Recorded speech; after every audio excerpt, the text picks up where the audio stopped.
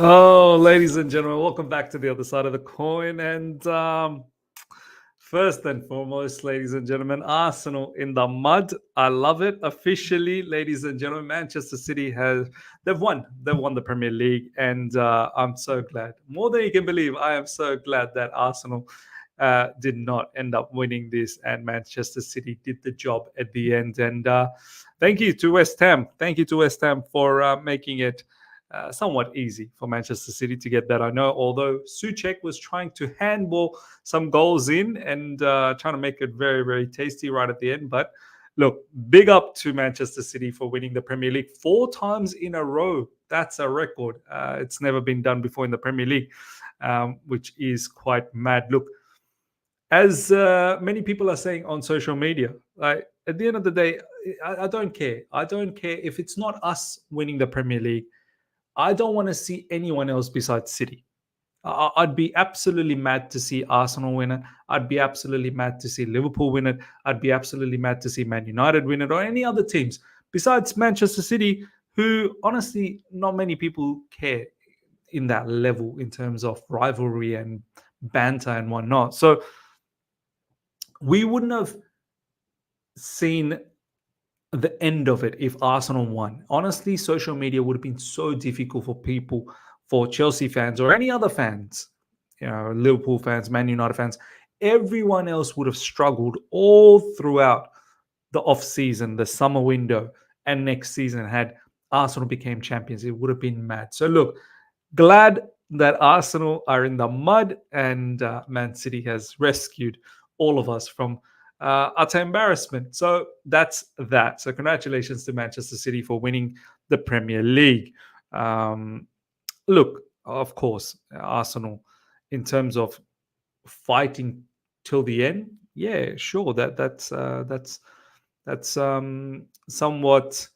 Yeah, it's great for you guys. Yeah, I mean, it's great that you could go toe to toe with Manchester City. It's admirable. It's admirable. That's the word that I was looking for. But at the end of the day, the job could not be done. I am slightly worried though for next season. If Arsenal just get themselves a striker, I think they could probably win it next season. But Pep Guardiola, as long as Pep Guardiola is there, we've got hope. Now, that aside, now, ladies and gentlemen, let's talk about Chelsea. I don't really want to talk too much about the game because, if I'm being absolutely honest, the game was not a good one. If anything, Bournemouth probably deserved a draw. They were all over us.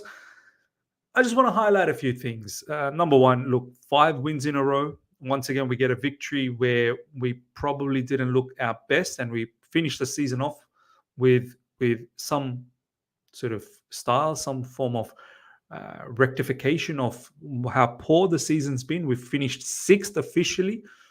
Sheffield United couldn't do anything for us. They didn't give us chance. Tottenham absolutely tore apart Sheffield United. Would have been nice to finish 5th. I think that would have been absolutely spectacular. The way to end the season from where we were at one stage of the season. But nonetheless, 6th. This was the bare minimum expectation that I had from the start of the season, considering we finished 12th last season. Europa League looks like a big possibility. Manchester City still needs to win the FA Cup. So we will be watching that FA Cup final against Man United. Manchester City still needs to win that. If Man United win that, then we then go to Conference League. So Europe, in some way or form, is confirmed for us because obviously Newcastle finishing below us. They can't do anything else. The season's finished. The only thing that can happen is obviously Spurs have qualified for Europa. If Man United win the FA Cup, they qualify for Europa, which will then push us down to Conference League. For me, look, I won Europa League, but if it's Conference League, so be it. Our group of players, they need more games. They need more experience in European levels. And for me, I'm not gonna be beggars cannot be choosers. Basically, if it's Conference League, it's Conference League. So, look, hopefully it is going to be Europa League. It's a good bet that Manchester City should be winning that FA Cup. So, not advocating for gambling, but if you're a gambling person, Manchester City winning the FA Cup is probably odds-on favourites. So hopefully we get Europa League. Look, having said that, I guess the biggest question is, ladies and gentlemen, and I want to ask this to you guys, and let me know in the comment section, what do you do next season? Is Pochettino the right guy for you? Do you think he deserves to stay on and still manage Chelsea Football Club next season? Me personally, I think at the moment you're going to have to look at the situation that at least the bare minimum expectation has been met. At least we're going to most likely get Europa League. We've finished with 5 wins in a row. I know we can't just hold on to these 5 wins and forget everything else in the season, but right now I feel like if you were to rip all of this apart again, we may be somewhat in trouble, to kickstart everything. Because for me, next season we have to come back into top 4. Next season's target is top 4, because this is not good enough. As Mauricio Pochettino prior to the game starting said, we're not going to be celebrating 6th. It's not good enough. Chelsea need to be a lot better than 6th. Thiago Silva said the same thing in his final interview. This is not good enough Chelsea level. He knows what it means to be Chelsea player, what it means, to put on that jersey, what it means to play for this football club, the standards that needs to be upheld. By the way, top speech. I was a bit thrown away that Thiago Silva could speak in English. That final bit of speech after the match against Bournemouth, the victory against Bournemouth. Lovely speech from Thiago Silva, which honestly I got heavy-hearted. I was feeling teary as well. Obviously, he was teary, and big up to Thiago Silva, and congratulations to him for having a fantastic career. All up, he's going to go back to Brazil now in Fluminense, and for me, he's a legend of the football club, legend of Chelsea Football Club. Winning the Champions League, something that he hasn't done with any other club, which has been fantastic. Super Cup as well, Club World Cup.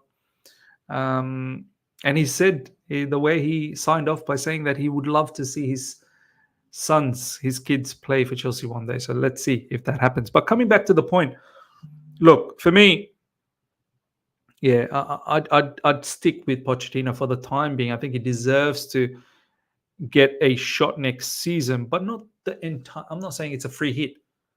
The first 10 games, maybe even the 15 games, first 15 games, whatever it is, to get up until November, December. If Pochettino is nowhere near the Champions League positions, then he needs to be sacked. We cannot prolong next season to see if he can rectify the season right at the end. No, we need to be hunting the top 4 positions from the get-go. And if it's not the case, then he needs to be sacked. To be honest, this season there's been multiple times where Pochettino could have been sacked, and he wasn't. And right at the end, he was able to rectify it. There was financial issues as well. Could we have sacked him? Financial fair play, whatnot. You're going to have to pay off his contract, bring in another new manager that's going to cost money as well. So no problems. But next season, even though I feel like the players, and it's clear to see, for me that is, it may not be for you. For me, it's clear to see these players are fighting for him. They are. There's no two ways about it. The players are publicly coming out and talking about the fact that they're fighting for him. They love him. This, that, the other. Cole Palmer being the recent player who said this. For me to rip all of this up, I think that could be detrimental. 5 wins in a row. I'm almost eager to see, have we turned a corner? One distinct thing that I do want to talk about is our defending has to be better next season. The way we are defending the way we have defended all throughout the season, and even this particular match against Bournemouth, it's not good enough. It's not sustainable. You're going to come across matches where you're going to lose. And there could be a string of matches where you're going to lose. And next season, we can't have a string of matches where we lose. Next season, predominantly, you got to keep winning. You may have the odd, hiccup here and there, but don't let the hiccup become a prolonged period of time. You cannot. We cannot linger around 9th, 8th, 11th, 9th, 8th, 10th, 11th, 12th. No, we cannot linger around those positions. We need to be in and around 3rd, 4th, max 5th, but getting back into 4th. We have to come back into Champions League next season. So To all the people that may say that now, it's not good enough. Let's get rid of Pochettino. I see your point as well. I hope you see my point too. I think a lot of people do see that. But I also see your point for not continuing with this manager. This manager is not my first choice either. I've got no affiliation with this manager. I don't think he's good enough. However, I do need to understand all the other aspects. I need to consider all the other aspects. The players want him. He's got the bare minimum expectations. We need to see what happens. We did finish the season off with 5 wins. Need to see if these things can be kicked on next season. But if you don't want this particular manager, who do you want next? Realistically, I don't trust our owners and our board to bring in someone else. Now we're getting linked with Ipswich manager. I'm worried who they're going to bring in. It's not the managers that we think that they should bring in. A lot of people are saying, Roberto De Zerbi. I've got no issues with Roberto De Zerbi. I actually like De Zerbi a lot. But are we linked with him? I don't know. There's reports saying that, no, Chelsea are not keen on Roberto De Zerbi. Some people say Sarri. We're not linked with Sarri. Some people say Hansi Flick. We're not linked with Hansi Flick either. We're linked with Thomas Frank. We're linked with Ipswich manager. Do you know what I mean? We're linked with these type of managers. We're linked with sporting manager, Amorim, but that's not happening either now. So I'm worried the kind of managers we're linked with, unless something extraordinary happens. So look, for me,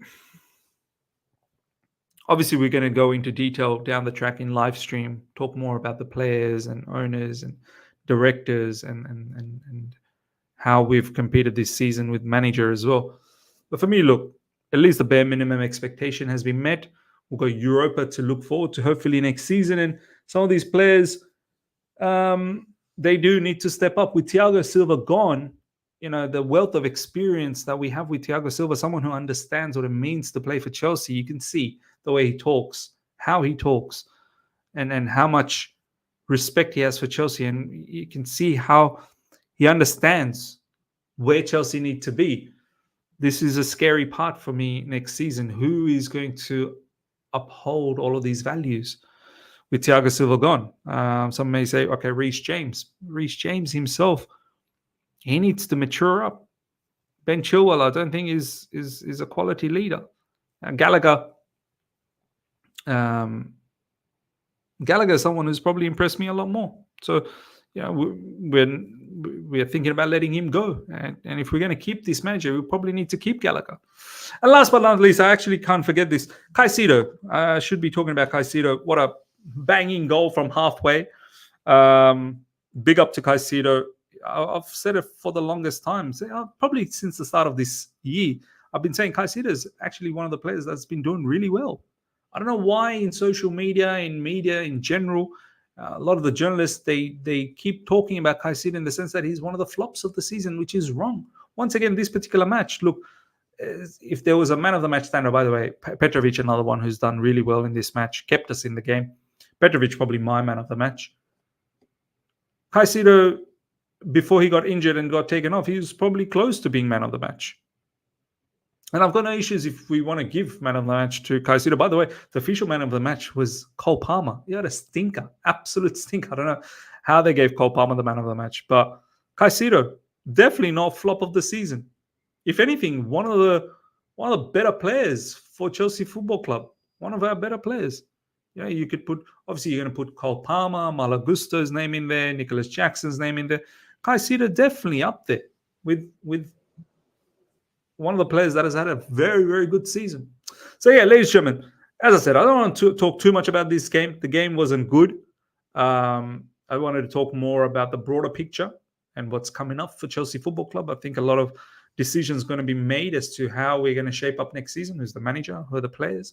What are we going to do in the preseason? What are we going to do in the transfer window? Big things coming up. So ladies and gentlemen, let me know your thoughts about everything we spoke about. If you want to talk about the game, happy for you to comment on the game. Yeah, look, got 3 points. We secured 6th. It's 5th win in a row. That's pretty much it, to be honest. And obviously, Caicedo with an unbelievable shot from halfway through. Obviously the keeper was high up, so it's a nice little lob over from halfway line. So yeah, ladies and gentlemen, let me know your thoughts about everything. Smash the like button if you're here for the first time. Subscribe, hit the bell notification to stay in touch with all my content. Till next time, everyone. Take care. See ya. Bye.